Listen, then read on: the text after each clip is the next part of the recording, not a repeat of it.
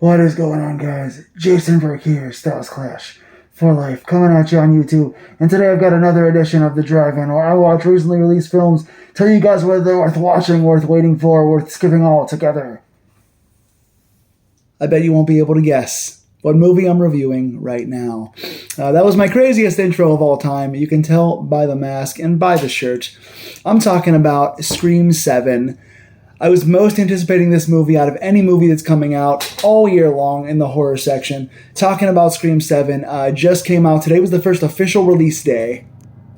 Last night was the preview. Today's the first official day. I wanted to stay offline, avoid spoilers, see it tonight with a friend. Shout out to Jess for going with me. And now I'm going to talk about this film spoiler-free. It just came out tonight, so I'm not going to spoil anything, but I am going to try and go into detail. And this is different than most of my usual reviews that I do, where I talk about things more in depth. This is always, with Scream, it's always kind of a first thoughts. I just got out of the theater, just got home, 10 minutes ago, just saw the film, so I'm just coming out with nothing but my initial viewing and a few thoughts between my friend and I who saw it together.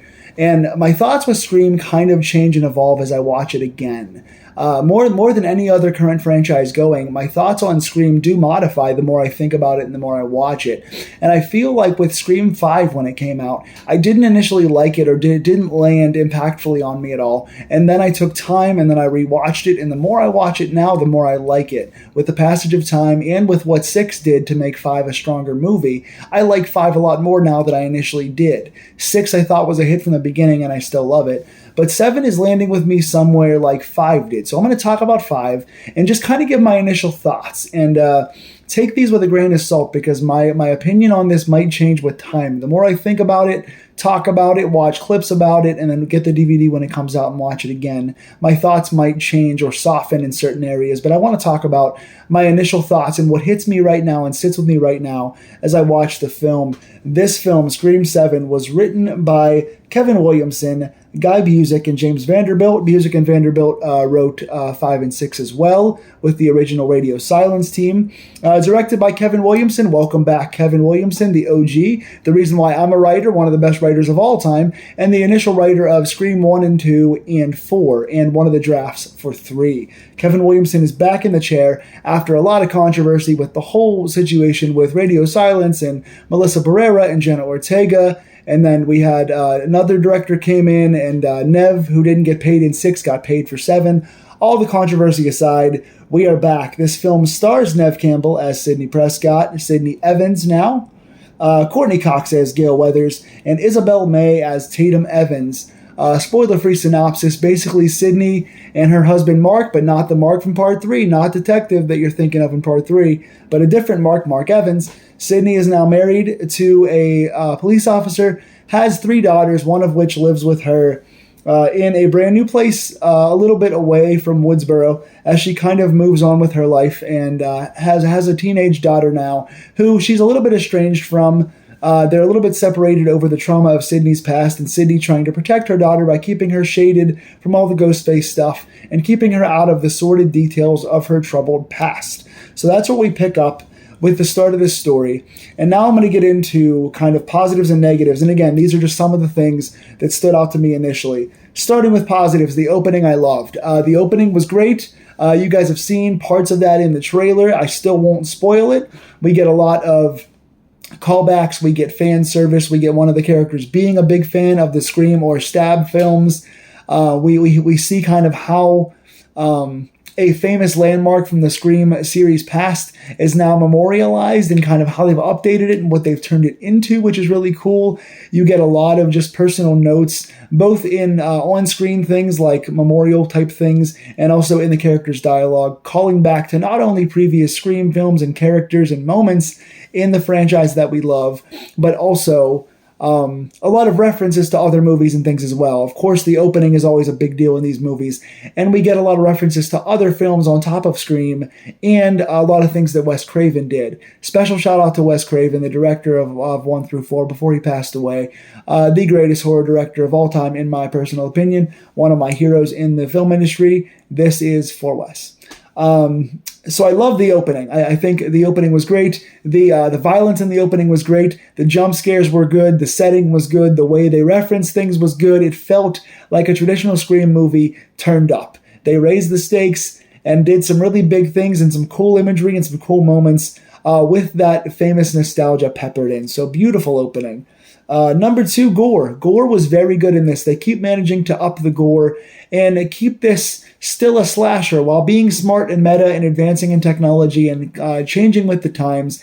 They still keep the gore factor in this slasher pretty high. There were some good kills and good moments in this. Lots of action. This felt at times like an action movie. This was one of the most physically intense and action-packed and like chase sequence and fight sequence packed that I think we've ever had in Scream, which is a really big positive. And I think that the kills and the gore in this were very good. And one in particular that I enjoyed, I won't spoil who the character is or what this exact scene was. I just wrote down Pinata Kill. When you see it, you'll know what I'm talking about. I don't think it's spoiled in the trailer, so when you see it, I think you'll enjoy it. There's another one in a bar that I enjoy as well that's a little cheesy but fun, but Pinata Kill in particular was one that I absolutely enjoyed. The gore in this is cool, and the killers do some savage thing. Lots of good action in this movie.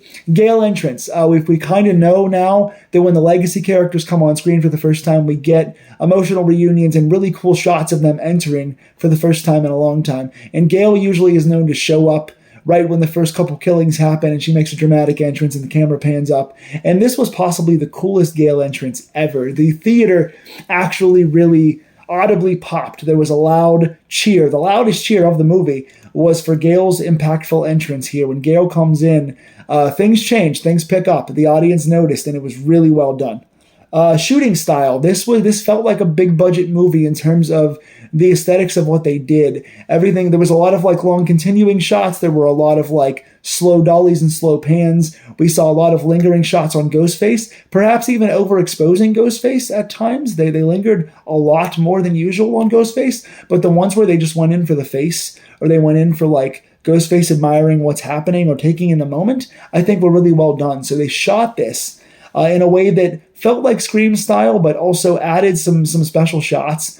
Stuff in the opening, stuff toward the ending, some really nice shots in particular. And also, they used the score. The sound design felt pretty tense. There were some good jump scares, and the score felt very much like a traditional Scream score. Red Right Hand and all those songs were in there. Lots of throwbacks to the original, and a couple updated, up-tuned or down-tuned songs from the old movies as well. So good score. A lot of the aesthetics and a lot of the technical things were done pretty well. Part feeling like the old Scream and part feeling updated, which is nice. Callbacks. Obviously, there are a lot of fan service in these movies, and it's about the legacy characters a lot. I kind of guessed early on what they were doing with the legacy characters. Once I saw how they first introduced a couple of them, I kind of figured out what the game plan was, and I was correct on that. That being said, I didn't hate it. It felt a little obvious and sometimes a little hammy and cheesy, but that being said, it was good to see the callbacks that they used. A couple were surprising and kind of cool. Wish they had used them a little more effectively, maybe in the lines that they used, kind of, since they were going to have sparring lines, they were going to use those lines more effectively, maybe kind of rework a little bit of the dialogue. Didn't hate it, but I thought there were some moments they could have used these callbacks a little more effectively. That being said, they were still good to see. Good to see some old references, characters, things like that. Scream does those things well, and they chose to put a couple of surprises and a couple of cool things in there that I really enjoyed. Now getting to some negatives.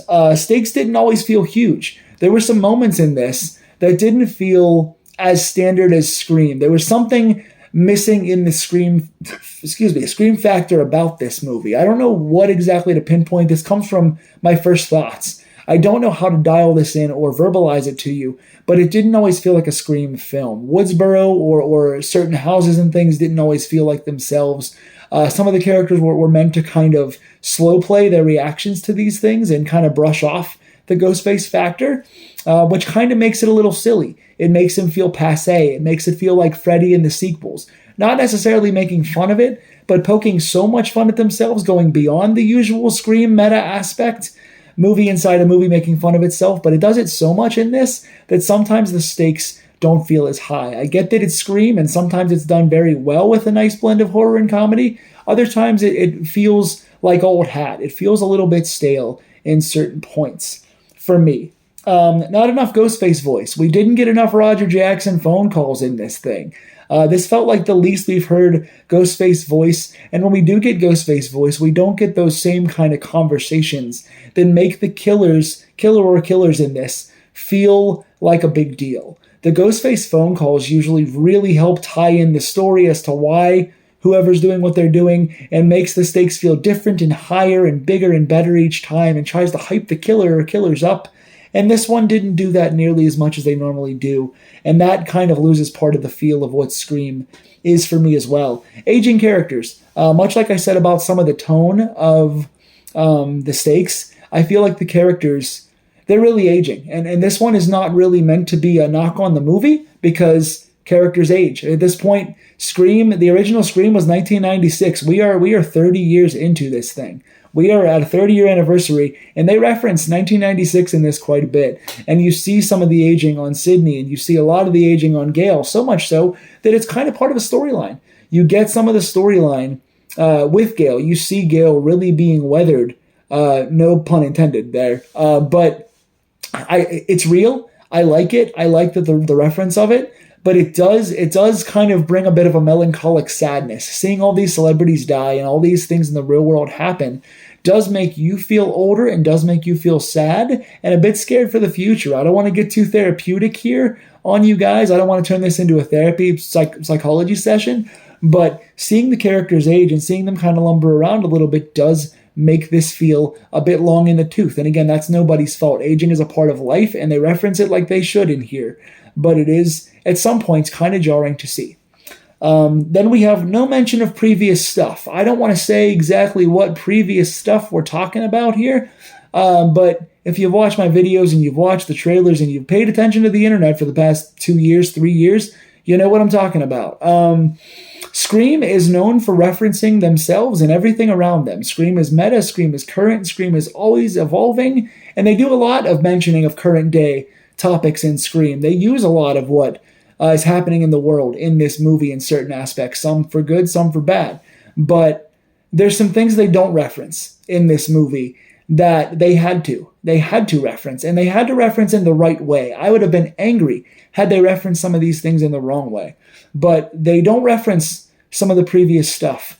And it makes me a little upset as a fan, because Scream, above all franchises, has been consistent with continuity from day one, and it markets itself on being self-aware and self-referencing. If you're going to be that franchise, and you're going to be Scream, you owe it to yourself and to the fans to at least make mention of all of your past. You're going to bring up things from other movies and your movies and your franchise, you need to reference what just happened. I'm not talking about, bringing up political stuff. I'm not talking about, breaking character to reference real world stuff and be hammy about it. But you got to bring up where certain people are, what's happening with certain people, what the continuity of what we just watched for the past couple of years is, because there's not enough of that for me in this. I was anxiously awaiting how they were going to handle this because it mattered to me, and they just kind of copped out in that sense. And again, I'm trying not to spoil anything, because if you're going to the movie to see how they explain where certain people are, you might be let down a bit. That's all I'll say about that. Finally, killer reveal motivation. I won't say what killer, who killer, how many killers, but I will say when they get to a motivation about something, I get it. I understand where they're going with it. I was able to predict something about it. I can't say who or what or when because it'll spoil things. I predicted something well and something else I was wrong about.